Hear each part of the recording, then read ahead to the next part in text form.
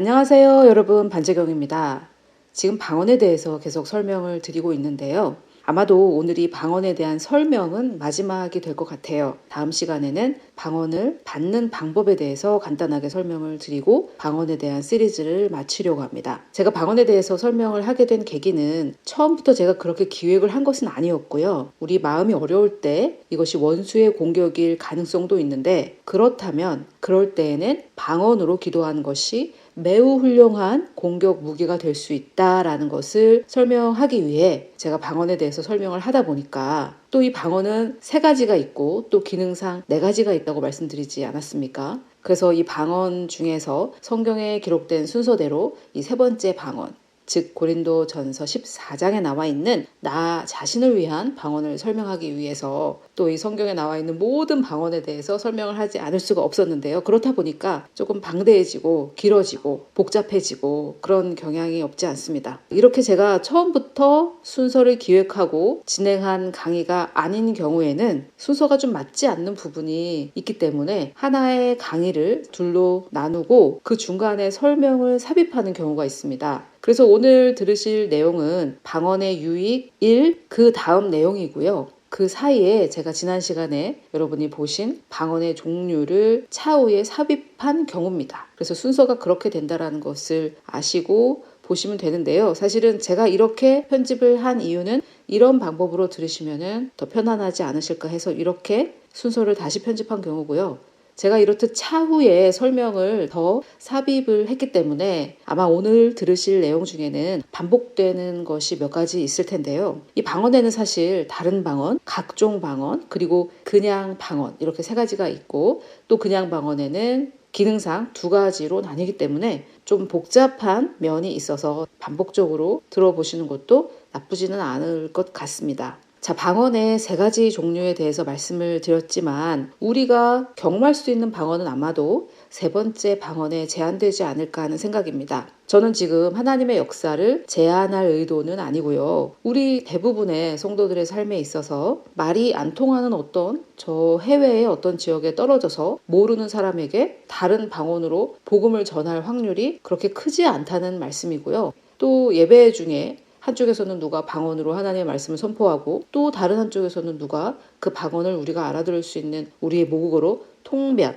즉 통역하는 그런 사건도 물론 교회에 따라 다르긴 하겠지만 대부분의 교회에서 자주 일어나는 일은 아니기 때문에 우리가 개인적으로 자주 경험할 수 있는 방언은 아무래도 나 자신을 위한 방언, 즉 고린도전서 14장에 나와 있는 그 방언이 아닐까 하고 말씀을 드리는 것이고요. 그렇기 때문에 우리가 이 방언만은 꼭 해야 되지 않을까. 세 가지 중에 하나는 경험해야 되지 않겠습니까? 자, 그리고 또 제가 방언에 대한 강의들을 통해 여러분들께 주장하고 싶었던 것은, 이미 방언을 하시는 분들이라면 이 방언의 능력을 깨달아서 더 자주, 더 많이 하자는 것이었고요. 물론 여기서 중요한 것은 제가 엄청 강조했던 질서와 품이겠죠. 그리고 또 방언을 아직 하지 않으시는 분들에게는 방언을 사모하는 마음을 가질 수 있게 하려는 그런 의도였습니다. 제가 방언을 하게 된 계기와 방언이 저에게 큰 도움을 주었던 것에 대해서 조금 나누고 싶은데요.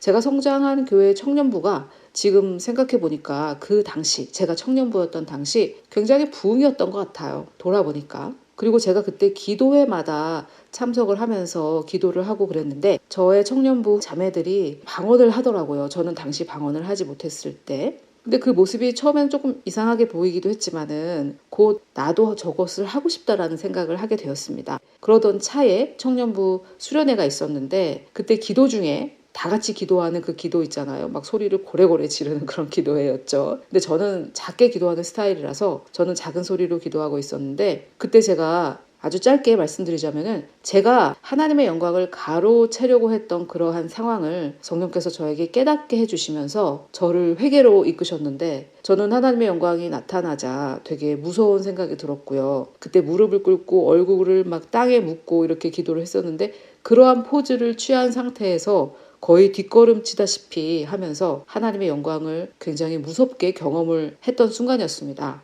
그런데 저를 그렇게 회개로 이끄시고 하나님의 영광을 보여주신 그 하나님께서 오히려 무서워하고 있던 저에게 성령으로 세례를 주시고 방언을 주셨습니다.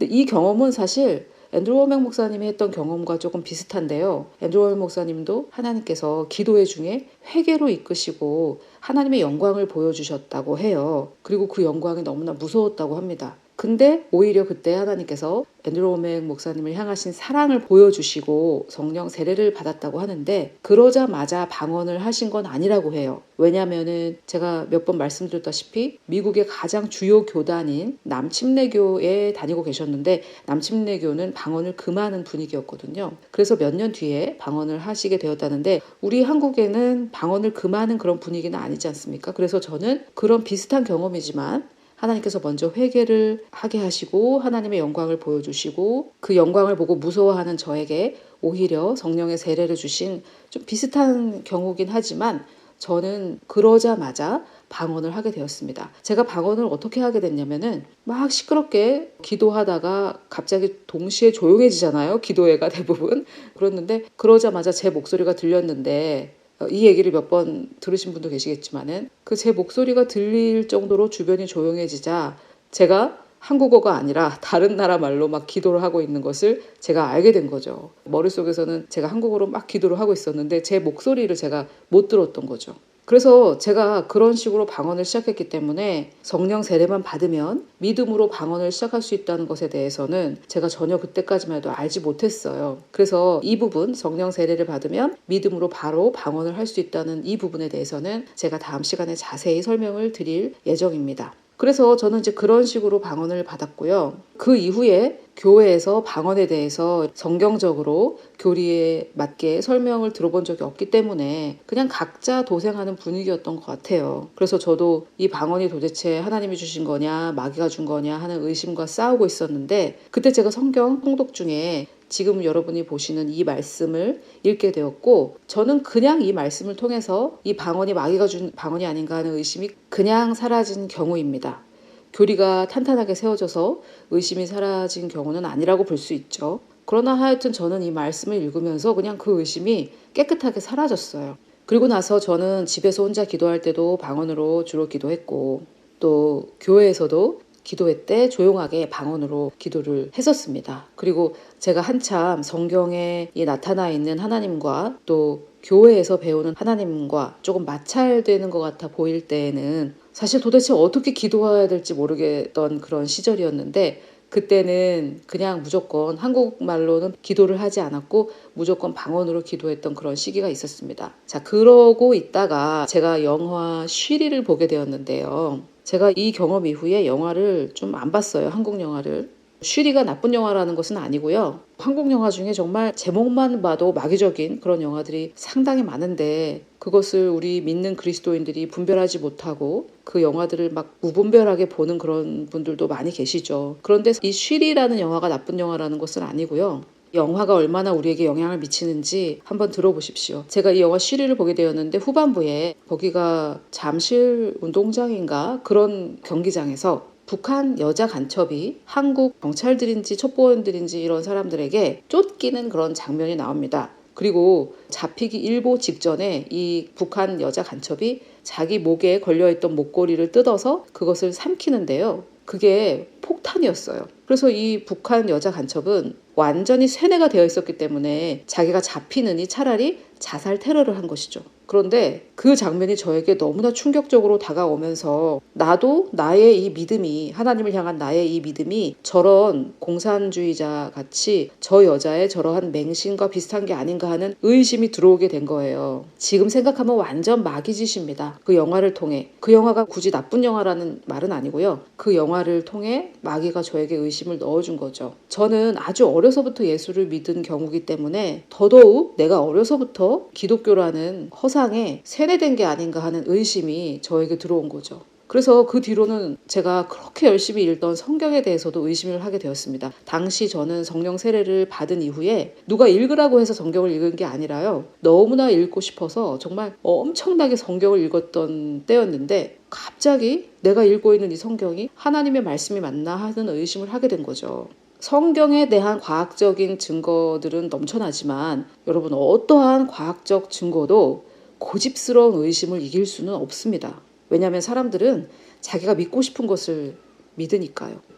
지금 생각해보면 사실 그때가 저의 믿음에 대한 가장 큰 공격을 받았을 때가 아니었나 그런 생각이 듭니다. 이건 뭐 하나님이 나를 사랑하시냐 아니냐 뭐 이런 의심이 아니라 성경이 하나님의 말씀이라는 것을 어떻게 믿느냐 이런 의심이었으니까요. 근데 그 의심에 지게 되면은 결국은 하나님의 존재도 의심하게 될 수밖에 없습니다. 왜냐면은 하나님의 존재에 대해서 분명하게 말씀하고 있는 것이 바로 이 성경이니까요. 그 당시 제가 대학원을 다니고 있었는데 대학원 공부가 너무 힘들어가지고 제가 못 따라갈 것 같아서 한 학기 휴학을 하고 잠깐 어린이 영어 학원에서 일했을 때였는데요. 집에서 직장까지 버스로 1시간이 걸렸을 때였어요. 쉬리 영화 여러분이 검색해보시면 아시겠지만 이게 제가 대학원을 휴학했던 그때이기 때문에 아마도 1999년도였던 것 같아요. 한 2년 전 일 같은데 벌써 20년이 흐른 그런 얘기네요. 그때 제가 타고 가던 버스 번호, 버스 안에 제가 서 있던 자리, 버스 밖의 풍경, 이 모든 것이 지금도 생생하게 기억이 납니다. 왜냐하면 그 버스 안에서 하나님께서 또다시 무한하신 하나님의 은혜로 의심을 사라지게 했던 바로 그 순간이거든요. 그 버스 안에서 하나님께서 저에게 깨닫게 해주신 내용입니다. 그것이 무엇이냐면은 저는 그때 이미 방언을 하고 있었잖아요. 그런데 성경이 만약에 하나님 말씀이 아니라면 내가 하고 있는 이 방언, 이 초자연적인 현상은 도대체 뭐란 말인가? 나는 이미 방언을 하고 있고 이것은 내가 지어내는 것이 아닌데 이 초자연적인 현상인 이 방언에 대해서 구체적으로 설명하고 있는 것은 성경밖에 없는데 그렇다면 내가 지금 하고 있는 이 방언에 대해서 초자연적인 이 은사에 대해서 설명하고 있는 이 성경은 진리일 수밖에 없고 진리는 하나님 말씀이 맞다라는 결론을 내린 것이죠. 사실 제가 그 버스를 탈 때만 해도 저는 정말 세상이 다 무너져 버리는 것 같았어요. 왜냐하면 제가 거의 만 3, 4살 때부터 믿었던 예수님, 그것에 대해서 증거하고 있는 이 성경이 하나님 말씀인지 아닌지 제가 그것을 의심하게 됐으니까요. 거의 25년 정도 믿었던 이 예수 그리스도가 가짜란 말인가? 이런 의심에 제가 도달한 거니까요.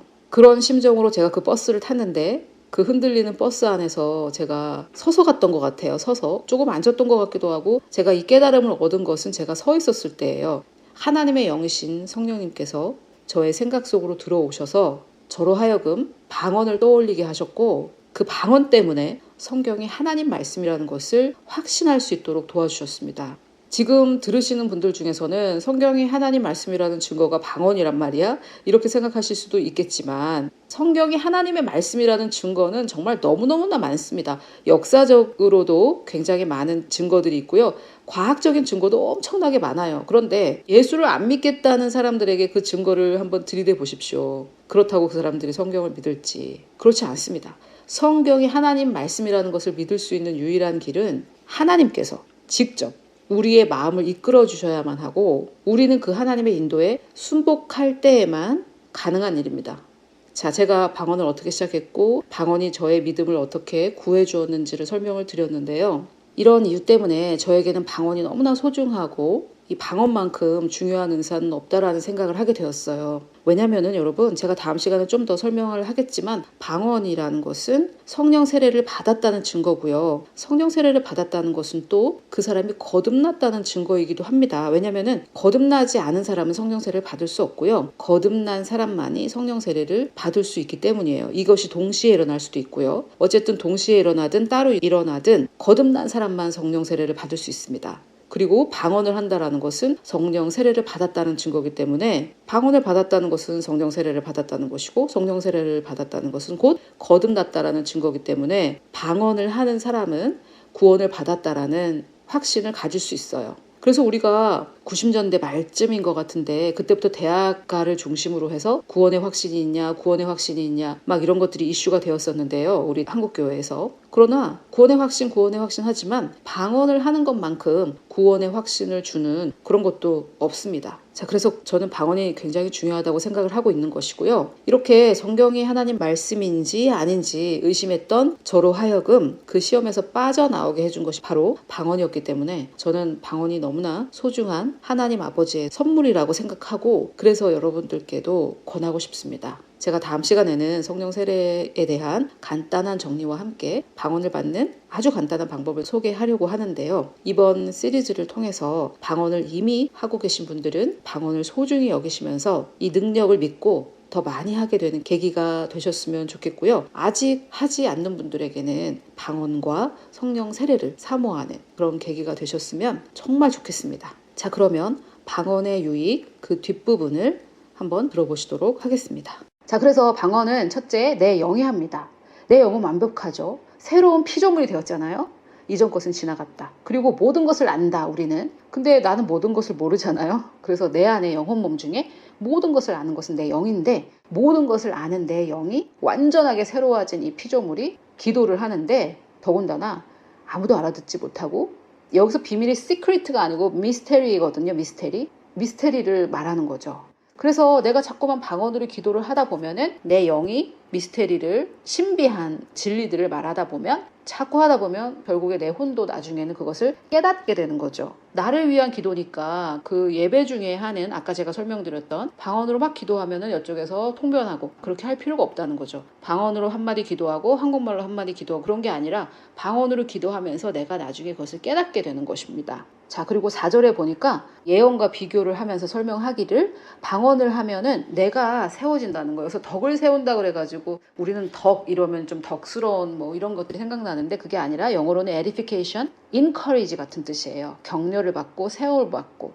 그래서 여러분, 크리스찬들은 우울증에 걸려서도 안 되겠지만 걸려도 방언을 하다 보면 내가 격려를 받고 세움을 받고 하기 때문에 아주 좋은 도구죠. 사실 저도 오늘 아침에 일어났는데 제가 생각하기에는 이제 국가적으로도 마귀 사탄이 공격을 하고 있고 성도들 개개인에게도 지금 정말 난리가 난 것 같아요. 그래서 아침에 저도 일어났는데 되게 부정적인 생각이 들더라고요. 그래서 일어나서 방언으로 기도를 했는데 빠른 시간 안에 제가 다시 세워지고 격려를 받고 위로를 받고 그렇게 했습니다. 그래서 엄청 날카로운 도구죠. 이 방언이라는 게 굉장히 파워풀한 도구예요. 저는 제 삶을 돌아봤을 때 내가 방언을 하지 않았다면은 견디지 못할 시간들이 참 많았겠다, 이런 생각을 많이 하고 있습니다. 자, 그리고 방언은 내 영이 비밀을 말하는 거고 하나님께 말씀을 드리는 것이다 라고 했고요.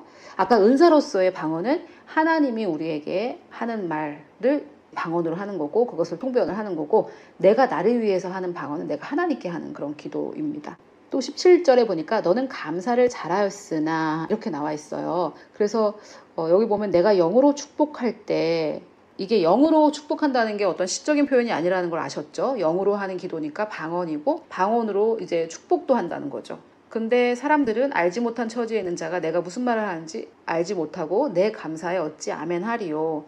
그래서 지금 고린도 교회에서는 방언을 말 대신 사용했었다라는 것을 알 수 있습니다. 근데 뭐 그게 중요한 것이 아니라 우리가 지금 배울 것은, 여기 보니까 너는 감사를 잘하였으나 이렇게 나와 있죠. 그래서 방언은 나를 위한 것이고 예언은 상대방을 위한 것이라고 이렇게 말하고 있으니까, 사실 예언에 대해서 우리가 얘기할 시간은 없지만 여기서 말하는 예언은 동쪽으로 가면 귀인을 만난다 이런 것이 아니라는 걸 우리가 알 수 있어요. 상대방을 세워주고 위로하고 권면하고 그런 것들을 이제 예언이라고 여기에 이제 나와 있죠. 보통 에스겔에 나오는 그 대언이라고 할 수 있을 것 같아요. 뭐 하나님께서 자매님을 사랑하십니다, 뭐 이런 거죠. 자매님은 하나님의 귀한 걸작품입니다, 뭐 이런 것들 있잖아요. 하나님 말씀을 선포해주면 상대방이 덕을 세우고 권면을 받고 위로를 받는 그런 것들을 여기서 말한다고 볼 수 있고, 진짜 미래를 예언하는 그 예언도 있습니다. 신약에서도 아가보가 흉년을 예언을 하거든요. 그래서 진짜 미래를 예언하는 예언이 있고, 여기 14장에 나오는 예언은 그런 것이라기보다 덕을 세우고 권면하고 하나님께서 함께 하실 겁니다, 하나님께서 잘 인도해 주실 겁니다, 이것도 미래에 대한 말이지만 동쪽으로 가면 귀인을 만난다, 그런 예언은 아니다라는 것을 말씀드리고, 그럼 미래에 대한 예언도 신약에 나오기도 했다. 그런데 제가 말씀드리고 싶은 것은, 우리가 방언을 할 때 하나님께 감사를 잘한다. 그래서 내가 하나님께 어떻게 감사해야 될지 모를 때 우리가 방언으로 기도할 수도 있고 또 노래도 할 수 있습니다. 찬양, 방언으로 찬양하는 거죠. 방언에다가 자기 마음대로 음을 붙이시면 되는 거예요. 그것도 성경에 있느냐? 예, 성경에 있습니다. 새 노래로 찬양한다라고 했을 때 그 매번 새로워야 되잖아요. 새 노래인데 어저께 했던 건 새 노래가 아니잖아요. 그래서 가사가 새 노래로 주를 찬양, 그 가사가 있는데 다음에 또 부르면 그게 새 노래가 아니지 않습니까? 그래서 우리가 영어로 주님을 찬양한다고 할 때 그건 방언으로 주님을 찬양하는 것을 말해요. 그래서 방언은 무엇이냐? 방언은 내 영이 하나님께 말하는 것인데 비밀을 말하고, 또 그렇게 하다 보면 내가 세움을 받고 격려를 받고 힘이 생긴다, 활력이 생긴다. 그리고 하나님께 감사를 잘하고 또 축복도 잘한다. 그래서 지난 시간에 제가 설명드렸다시피 우리의 이 영혼 몸 중에 우리의 혼으로 하는 기도는 완벽할 수가 없잖아요. 나의 마인드가 제한을 하고 있지 않습니까? 그래서 그 마인드를 뛰어넘는, 즉 영혼 몸 중에 혼으로 하는 기도가 아니라 영혼 몸 중에 영으로 하는 그 기도가 방언이라는 것이죠. 예수님께서 우리에게 성령과 진리로 예배를 하라. 예배는 하나님께 나아가는 건데 진리는 성경의 진리에 따라 나아가라는 것이고, 성경의 진리에 따라 나가는데 내가 주여 이 죄인이 또 나왔습니다 이러면 되겠습니까? 성경은 우리에게 의인이라고 하는데요. 주님 저 죄인 나왔습니다 이러면 진리 안에서 나오는 게 아니니까요.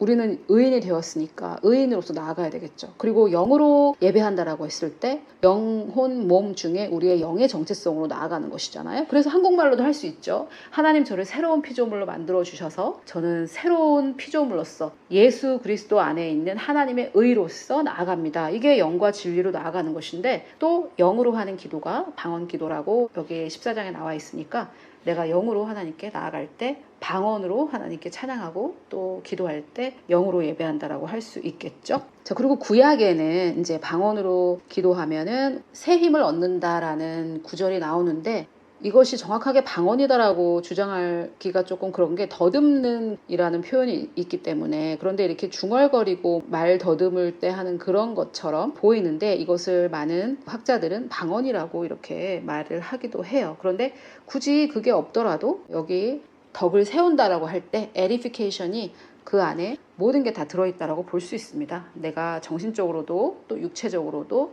힘을 얻는 거, 그것이 바로 방언이고요. 그러면은 얼마나 해야 되냐? 많이 하면 좋습니다. 근데 어떻게 많이 하는가라고 했을 때 바울의 방법을 보면은 바울은 집중하면서 했던 것 같아요.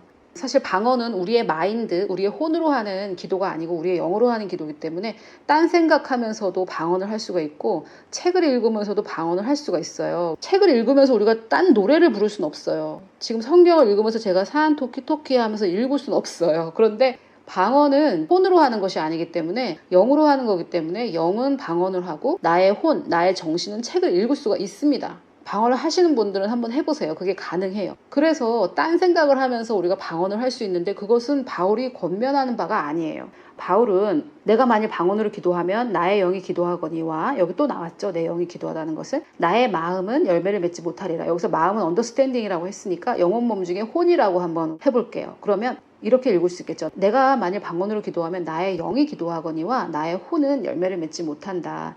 그러면 어떻게 할까? 내가 영으로도 기도하고 혼으로도 기도하며, 그래서 내가 영으로 기도할 때 내 정신도 그 방언에 집중을 한다는 것이죠. 내가 영으로 찬송하고 또 마음으로도 찬송하리라. 그래서 방언으로 할 때 하나님께 찬송하고 감사를 잘 하는 것인데, 그때 나의 정신도 내 영혼 몸 중에 내 혼도 함께 한다는 것이죠. 그래서 우리가 방언할 때 자세는 집중해서 하는 게 좋습니다. 또 바울은 방언으로 할 때가 있고 우리 모국어로 할 때가 있다라는 것을 강조하고 있는데요. 제가 아까 말씀드렸다시피 고린도 교회에서 서로 사람끼리 방언으로 대화를 했었던 것 같아요. 이해도 못하면서 그렇게 했던 것 같은 정황이 있죠. 그래서 이제 바울이 방언 100마디보다 그냥 한 마디가 낫다 이런 식으로 얘기를 했지만, 반면 또 이런 말도 있어요. 내가 너희 모든 사람보다 방언을 더 말함으로 하나님께 감사하노라. 킹제임스에는 더 많이 함으로 하나님께 감사한다 이렇게 나와 있어요. 그래서 바울은 정말 방언을 많이 했던 것 같아요.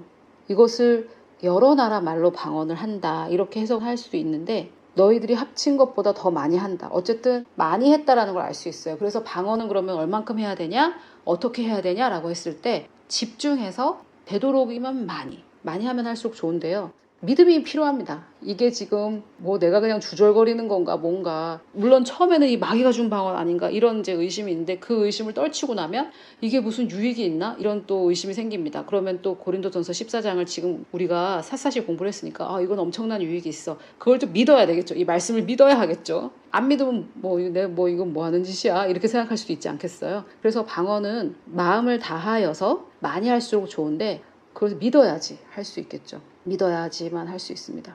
개인적으로 저는 운전할 때 방언이 제일 잘 돼요. 주변의 장면들이 확확 변하니까 그런 것 같거든요. 그래서 자신이 방언이 잘 되는 환경이 따로 있으실 거예요. 그리고 저는 가만히 앉아서 하는 것보다는 이렇게 좀 돌아다니면서 잘 돼서 집안을 막 돌아다니면서 이제 방언을 하고 있거든요. 그래서 개개인이 그 상황이 다 다를 거예요. 그런데 꼭 교회에 가서 새벽 기도 때 그때만 해야 된다고 이렇게 한번 딱 틀을 가지시면 꼭 거기 가서만 해야 된다 이렇게 생각을 하시는 경우가 있는데요. 그렇지 않습니다. 자, 그래서 제가 오늘 설명드린 것은 지난 시간에 이어서 방언은 끝났는가라는 질문에 대해서 답을 드렸는데 전혀 그런 얘기를 들어보지 못하셨던 분들도 계시겠지만은 미국에는 뭐 거의 한국의 장로교와 같이 그렇게 가장 큰 교단에서 그렇게 믿고 있어가지고 혹시나 또 그렇게 생각하시는 분들이 계실까 하여 설명을 드렸고요. 또 방언은 모두가 받아야 되는 것이냐, 몇몇만 받는 거 아니냐 이렇게 생각하셨던 분들을 위해 방언은 4가지가 있다라고 말씀드렸죠. 첫째는 복음을 전하기 위한 수단으로서의 상대방이 알아듣는 언어, 그것이 오순절날 임했던 그 언어고요. 그리고 고린도전서 12장에 나온 성령의 나타나심, 교회를 섬기기 위한 사역으로서의 성령의 나타나심은 나를 위한 것이 아니기 때문에 하나님이 그 모임에게 하시는 말씀으로서의 방언이라고 말씀을 드렸어요. 그럴 때는 꼭 방언을 통변하는 사람이 그 자리에 있어야 되겠죠. 그리고 3번째는 나의 유익을 위한, 나를 세우고 나를 격려하기 위한 도구로서의 방언, 그리고 하나님께 찬양하고 감사하기 위한 방언, 이렇게 기능적으로 4가지로 분류할 수가 있고, 나를 위한 방언, 또 하나님께 더 잘 기도하기 위한 방언이라면은 그것은 모두가 받아야 되겠죠. 그리고 성경에서는 성령으로 세례받는 일이 있은 다음에는 꼭 방언을 했던 기록이 사도행전에 계속해서 나오고 있습니다. 성경적인 근거가 있습니다. 성령으로 세례받으면 방언을 한다라는 성경적인 근거가 있습니다. 그러면 또 여러분들께서 성령 세례에 대해서 궁금하시겠죠. 그것을 제가 다음에 꼭 또 설명을 드리려고 해요.